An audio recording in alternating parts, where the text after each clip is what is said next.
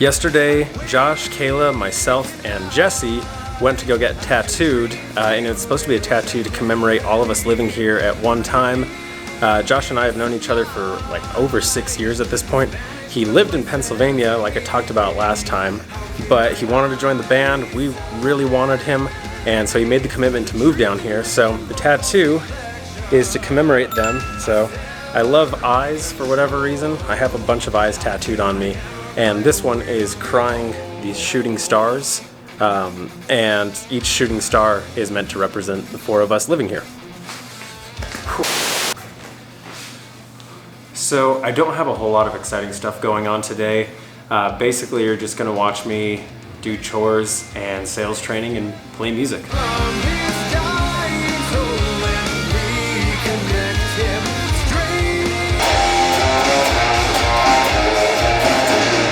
Inside a maze of restless incoherency, I've come to fear the night through subconscious inner vision.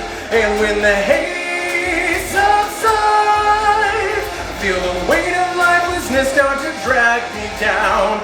'Cause the mirror is what I see, a reflection of internal atrophy.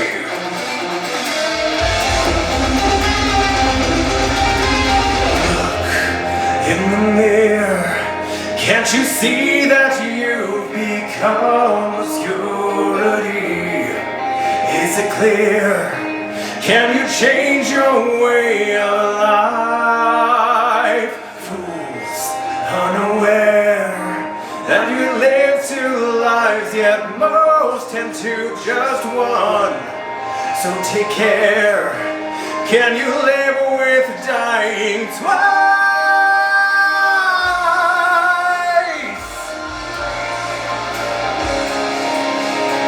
So playing guitar with a tattoo, a fresh tattoo, right at the bend of your arm is like nearly impossible. So I'm one of those nerds who likes to play the guitar super like up here, you know? That's what I like. But in order to practice right now, because of this guy, I've got to be playing all the way down here, which is odd and uncomfortable for me. And I never hear this being talked about, but I think it's super important. And you just saw me practicing one of our songs standing in front of a mirror, kind of awkwardly. And to be honest with you, practicing in front of a mirror is one of the best things that you can do for yourself. I don't know what it is and why it's so effective, but you get to see yourself as if you're performing. So one, it's good for performance if you need to practice stage presence and stuff. But even practicing a lick, you get to really visualize what you're doing on a really clear scale. And for whatever reason, that helps me a lot. So if you haven't tried it yet, I know it looks goofy, but try practicing in front of a mirror. It's really awesome.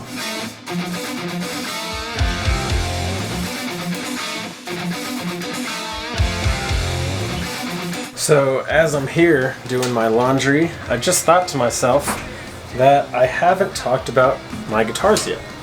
And I think I want to do that in this episode today, because now it seems like the best time. So I don't know if you follow Paul Reed Smith Guitars on social media like I do, but they just announced the start of a new program, which I think sounds really, really fun. It's always been a dream of mine to be endorsed by Paul Reed Smith Guitars, and the new program that they just announced yesterday is called PRS Pulse Artist, and that seems to be kind of like the entryway or the gateway to maybe becoming a fully fledged PRS artist in the future. But it's this entry-level thing that gives you, from what I understand, kind of artist-level deals on some of their products, which sounds really cool, especially concerning how much money I've spent on Paul Reed Smith in the past.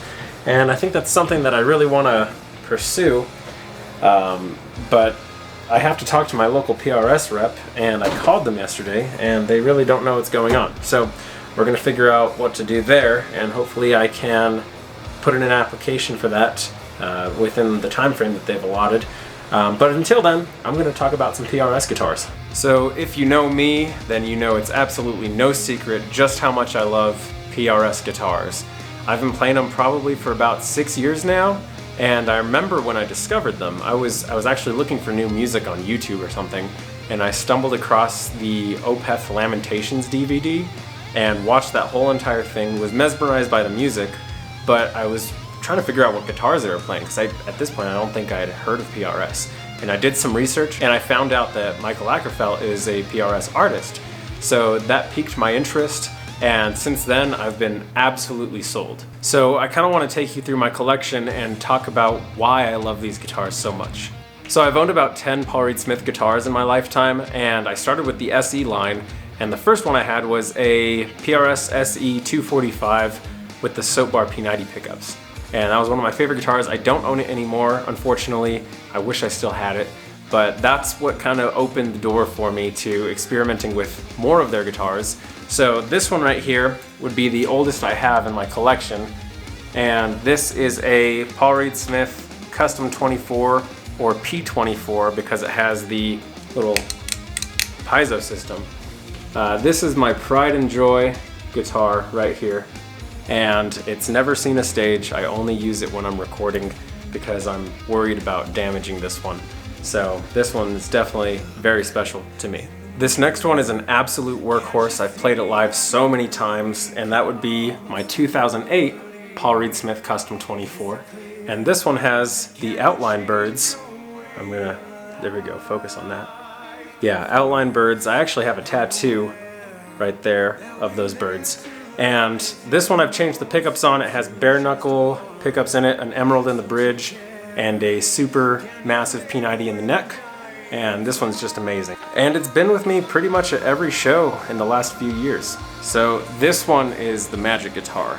This is easily my most played in the collection, and it's been with me at literally every show in the last few years.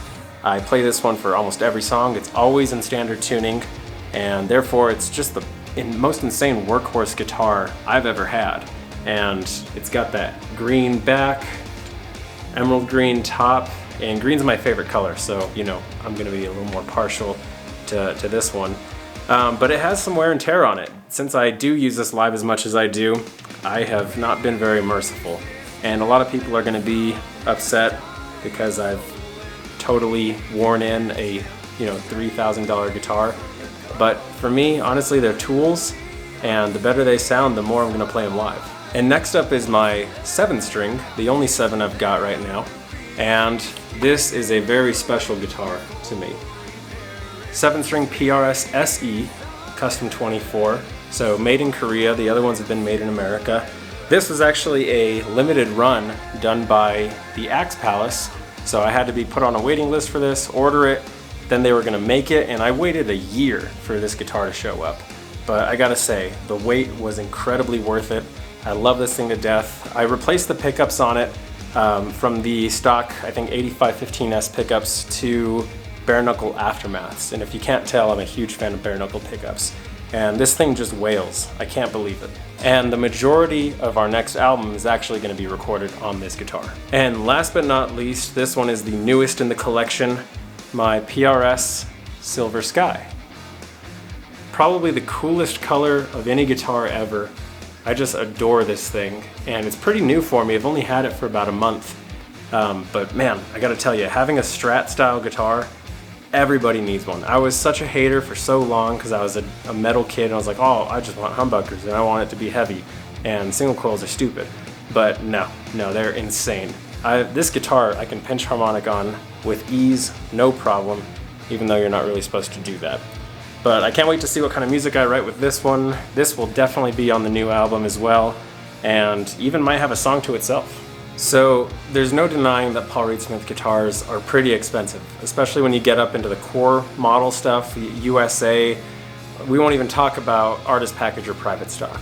So most of the ones I have, as you have seen, are made in the USA, but really the price point is completely justified with these guitars. And I worked at a music shop for almost 5 years, and I've pretty much gotten to play everything under the sun. So I spent a lot of time analyzing guitars, seeing what I liked about them, what I didn't like, and more my love for PRS was solidified, you know? I just cannot find a guitar in that price point for the same quality. and it just fits me perfectly. And if you're somebody who doesn't have $3,000 or more to spend on a guitar, and you want something that's going to be high quality and dependable at a lower price point, then take a look at Paul Reed Smith's SE line. If it were up to me, and I had to play SEs forever and exclusively, then I absolutely would have no issue with it. That's what I started on. I'll still buy them. And like I said, my 7-string's an SE, and it's my most played guitar right now. I'm gonna use it to track our whole entire record.